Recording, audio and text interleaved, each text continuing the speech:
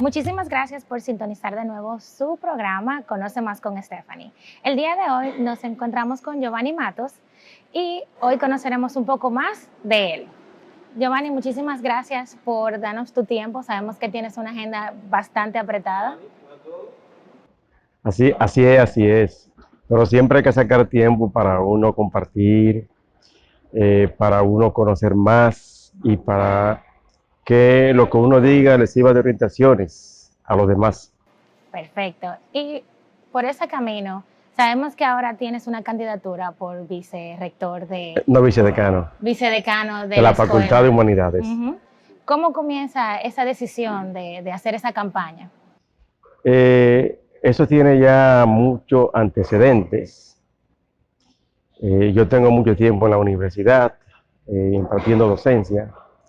Yo fui director de Bienestar Estudiantil aquí de la UAS, director de la Escuela de Comunicación Social 2 veces. Yo fui asistente del pasado rector Roberto Santana. Fui asistente del vicerrector de Investigación y Posgrado, Daniel Guerrero, que con él creamos esa vicerrectoría. Y me siento con el tiempo, la experiencia suficiente para ser vicedecano. Muchos me han dicho, no, pero usted puede aspirar a decano. Digo, no, yo no me desespero, yo mejor voy a vicedecano. Y en esa posición tenemos un sinnúmero de tareas, un sinnúmero de actividades a realizar en conjunto con el decano que resulte ganador, porque es decano y vicedecano. Tenemos muchas actividades a realizar como forma de que esa unidad académica, la Facultad de Humanidades, prácticamente se haga sentir en la universidad y fuera de la universidad. Aparte de eso, la Facultad de Humanidades tiene 6 escuelas.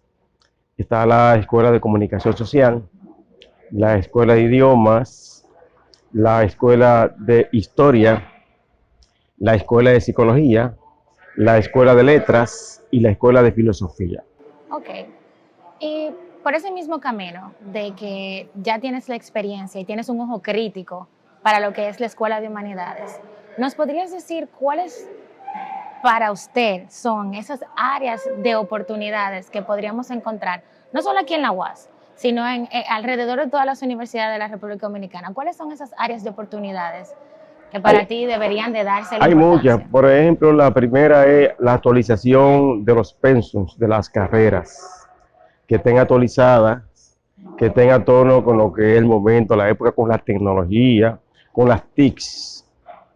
Esa es una área. Otra área es el posgrado, las maestrías, los diplomados de posgrado y también los cursos extracurriculares, que no solamente con el pensum de la carrera el estudiante se nutra, sino también con estos conocimientos alternos, con estos cursos en el área de lo que son los cursos extracurriculares, y luego que termina la carrera, entonces hacer maestría y también doctorado. Nosotros, por ejemplo, aquí en la universidad, sobre todo en la Facultad de Humanidades, tenemos un doctorado, que inclusive ahora mismo en el mes de abril yo me gradúo de ese doctorado. Inicia otro programa de doctorado, pero aparte de eso también, de lo que es el posgrado, también nosotros modernizar las aulas, que las aulas todas estén climatizadas, que todas tengan aire, que tengan dentro su área de tecnología, que el estudiante entre y encuentre internet, encuentre cualquier equipo que pueda hacer cualquier tipo de transmisión, de grabación y hasta de edición. Pero también en la Facultad de Humanidades, que nosotros teníamos y que por el asunto de la pandemia está varado, tenemos un canal de televisión, tenemos una emisora, tenemos un estudio de televisión con varios sets. Eso lo vamos a rescatar. Pero también aparte de eso, vamos a tratar de que los profesores de la Facultad de Humanidades, cuando vayan a examinar tesis, cuando vayan a examinar monográficos, por lo menos la universidad le tenga presente a nivel monetario, porque en la actualidad no se le paga, eso es gratis. y para que estén bien motivados hay que trabajar en eso para que tengan una ganancia económica significativa, porque es un trabajo intelectual. Y como muchos profesores aquí siempre estamos ocupados, muchas veces sacar tiempo para eso se nos hace muy dificultoso. Y entre otros planes y otras actividades que podemos, por lo menos en la Facultad de Humanidades, destacar. Gracias, Giovanni. Por otro lado, dices que ya tienes tu carrera, tienes tu doctorado, si vas a seguir con tu educación continua. Claro que sí. Es una pregunta que quiero hacerte porque aparte de periodista también eres abogado. Sí, también. Entonces, quiero saber cómo tú complementas esas dos carreras para que así ninguna de las dos se vean sin ningún tipo de desasosiego o sombra por la otra. ¿Cómo la complementas? Sí, yo en la actualidad el periodismo, la comunicación social, la complemento con el derecho, de forma muy amena. Por ejemplo, yo trabajé muchos años en periodismo, en los años 80, los años 90, ahora en el 2000. Trabajé en varios periódicos, varias emisoras, cubrí muchas fuentes. Y en la actualidad yo, por ejemplo, dirijo un periódico digital que se llama En Contexto. Y aparte de eso, a nivel de las redes digitales, yo hago administración de redes para difundir información y colocar anuncios en algunos periódicos digitales, en algunos portales, en algunas redes, tanto a nivel nacional como internacional, y eso es parte del periodismo, parte de la comunicación. En el periódico En Contexto, nosotros ahí hacemos la labor de director y de jefe de redacción, y con las informaciones actualizadas, pero con una perspectiva diferente a como la manejan los demás periódicos, y tratamos de hacer muchos reportajes breves y reportajes en profundidad. Esa es la parte del periodismo. Y aparte de eso, la docencia en periodismo, que yo imparto derecho de la información, que tiene que ver con el manejo de la información a través de los medios, donde tú no puedas afectar ningún derecho, sobre todo con difamación, injuria o noticias falsas. Y eso lo complemento aparte con el derecho. Eso que yo te digo, yo lo hago desde un estudio, lo hago desde la casa. Para eso yo tengo un espacio. Y en el derecho, en la semana vamos 2 o 3 veces en la mañana a los tribunales a ejercer el derecho, a hacer diligencias. Y cuando no se puede, no se va. Uno trata de equilibrar de forma tal que ninguna tumbe la otra. Pero aparte de esas dos carreras, yo también tengo más carreras que también yo le ejerzo de manera clínica, en la lectura, en la profundidad de la lectura, en el periodismo en cuanto a la colocación, las redes digitales que se manejan desde el punto de vista mercadológico. Aparte de comunicación y derecho, yo también soy mercadólogo. Yo también soy licenciado en letras y licenciado en filosofía. Entonces, todo eso yo lo complemento para lo que uno hace realmente tenga una sapiencia de manera inteligente y que el contenido vaya de calidad. Ok, en esa misma parte, muchísimas gracias por tu respuesta. Sí.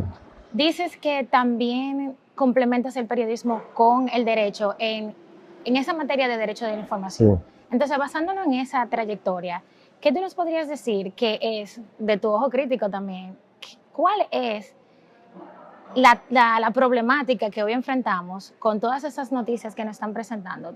¿Crees de verdad que estamos enfrentando una problemática que no tiene solución o hay alguna solución con eso de las noticias falsas, difamación y todo eso que ahora vemos en los periódicos y en la televisión? Mira, hoy en día las informaciones, lamentablemente, se manejan superficialmente. Pero eso obedece a una línea de los dueños de los medios. Eso obedece a una línea editorial, obedece a una línea económica, como una forma de entretener a la gente. Los grandes tratadistas de la comunicación, y yo estoy de acuerdo con ellos, dicen que de lo que tú lees de un periódico, de un medio informativo, créele un 20 o 10%. Pero realmente esa ha sido el estirpe, la naturaleza de los medios, porque los medios no pertenecen al pueblo, los medios pertenecen a los empresarios. Los comunicadores somos empleados de esos medios. Ellos son los empleadores. Por lo tanto, uno tiene que hacer lo que ellos digan. Pero además de eso, muchos de ellos no tienen criterio profesional para manejar un medio de comunicación y tratan de manejar a algunos ejecutivos de medios de manera dándole interés, dándole a entender de que lo más importante es el medio y no la información. Por eso, desde siempre, la noticia como tal, la información como tal, se maneja como una mercancía. Y la mercancía llega al mercado a través del medio. Pero esa mercancía tiene que llegar según los intereses de clase. Me refiero según las ideas de quienes están detrás. Y en esa situación, en esa burbuja, ocurre muchas veces noticias falsas, difamaciones, injurias, como forma de buscar el morbo, de buscar lo que se llama en comunicación el sensacionalismo, la prensa amarilla, de destacar, y buscan la forma de destacar quizá un elemento, una información que muchas veces no es cierta, sino lo que buscan es el interés de vender. Hoy en día ya los periódicos como tales no venden, en cuanto a que hay que pagar tanto por un periódico, pero venden publicidad. Y la publicidad es la que genera y sostiene los medios de comunicación. Y cuando un medio no se lee, que equivale a la compra de lo que era antes un periódico, cuando tú no lo leas, que sea digital, no tiene mucha vista, no tiene muchos seguidores, entonces a ese medio le retira publicidad. Y para ese medio buscar publicidad tiene que generar muchas informaciones, muchas noticias que en la mayoría de las veces no se corresponde con la realidad y no se corresponde con la verdad. Aquí de manera cotidiana sucede mucha demanda que no salen en los medios ni van a salir en los medios, porque son demandas contra los medios por difamación e injuria. Aquí anualmente yo creo que a nivel general aquí se producen más de 25 demandas por difamación e injuria. Y eso lo hacen la gente que saben y conocen las leyes. Pero hay otros que no lo pueden hacer porque desconocen o no tienen los medios económicos para hacerlo. Y eso es lamentable. Entonces, lamentablemente muchos medios juegan con eso. Y van al engaño, van a crear imágenes ficticias. Y además hay que entender que las informaciones, como son mercancías, hoy hay una, mañana hay otra, la de mañana tumba la de hoy, la de mañana tumba la del día, en la noche, la de pasado tumba la de antier, y eso se maneja de manera muy inteligente, muy mercadológicamente, muy comercialmente, y en ese proceso se dan esas contradicciones que yo te decía ahorita, que la información a veces, la realidad, la gente no la conoce, viene la noticia que no es como realmente sucedió, a veces para vender te destacan un detalle que no es cierto, no es muy significativo, pero te destacan, pero eso crea una ofensa a una gente, y cuando crea una ofensa, realmente tú estás difamando, injuriando, porque tú estás atentando contra el honor o la moral de esa persona o de alguna institución, etcétera, etcétera, etcétera, etcétera. Okay. Ya para finalizar, Giovanni, mi última pregunta ¿Tan para pronto? ti. Sí, mi última pregunta para ti es, ¿qué consejos le puedes dar a esos futuros comunicadores a la hora de ellos ir a buscar trabajo, a la hora de ellos presentar esas noticias, a la hora de ellos presentar cualquier cosa emitida por televisión, a la hora de ellos cuidar sus palabras? Desde un punto ya a nivel periodístico y también a nivel de derecho, ¿qué Sí. consejo le podrías dejar a esos No, y desde el estudiantes? punto de vista sociológico y comunicacional, eh, los medios no son la panacea. Me refiero a la panacea como el lugar donde tú te vas a hacer rico o millonario, o tú vas a ser empleado para toda la vida. Los medios, los comunicadores van a los medios y duran pocos en los medios, porque los medios viven cambiando personal, pero lo hacen en el sentido para no pagar prestaciones laborales, que muchos comunicadores a veces desconocen eso. Los medios pagan poco, todos, y por eso el comunicador tiene que vivir del pluriempleo. Trabajar aquí, trabajar allá y trabajar aquí, trabajar allá. Y eso muchas veces crea dificultades en la calidad de la información y también en el mandato que te hacen a ti desde el punto de vista de la redacción, del jefe de redacción, del jefe de información o del director, que el director traza la línea informativa de los propietarios o del dueño.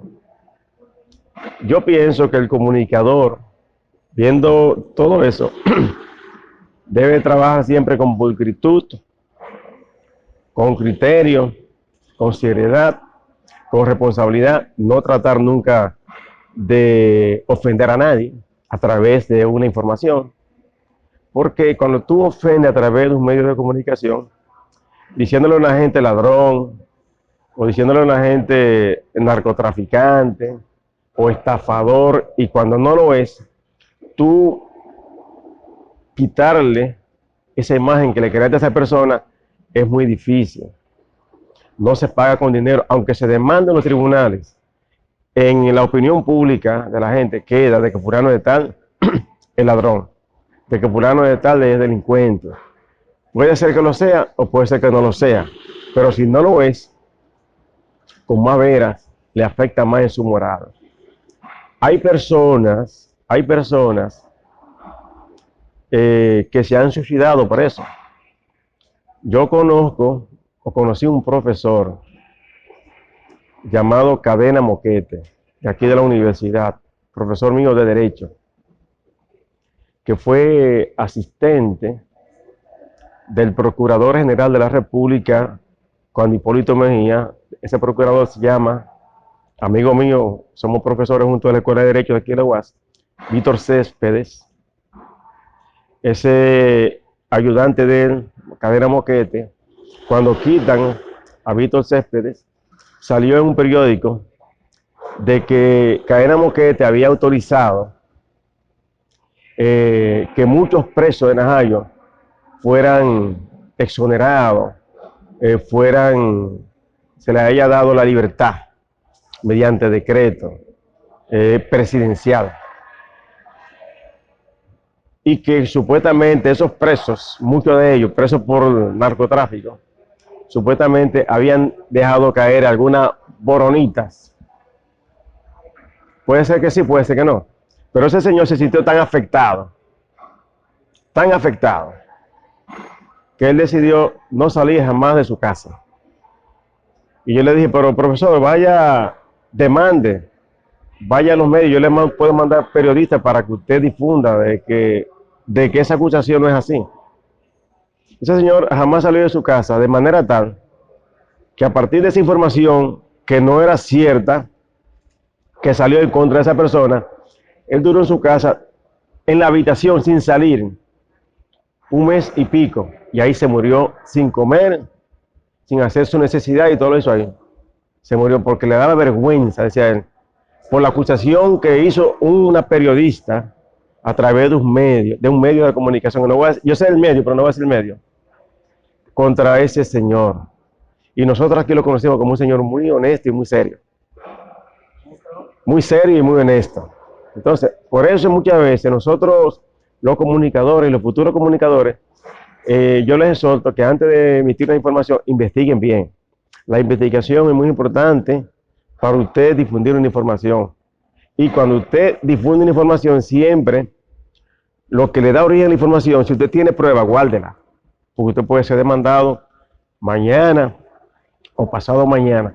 Porque las informaciones para tú demandar, según la ley, sobre todo el artículo 61 de la ley 6132, señala que son 2 meses.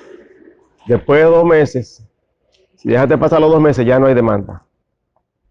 No hay demanda. Aunque anteriormente la responsabilidad civil y penal del medio correspondía al director y al propietario del medio, hoy en día no recae en ellos, sino en quien elabora la información. ¿Quién elabora? El periodista, el comunicador, y por lo tanto tienen que cuidarse mucho. Y sobre todo yo invito a los futuros comunicadores a leer. La lectura es la fuente primordial del periodista, porque usted se comunica a través de la palabra hablada y la palabra escrita, y también se comunica a través de las imágenes, porque a través de las imágenes usted comunica un estado de ánimo y comunica una situación.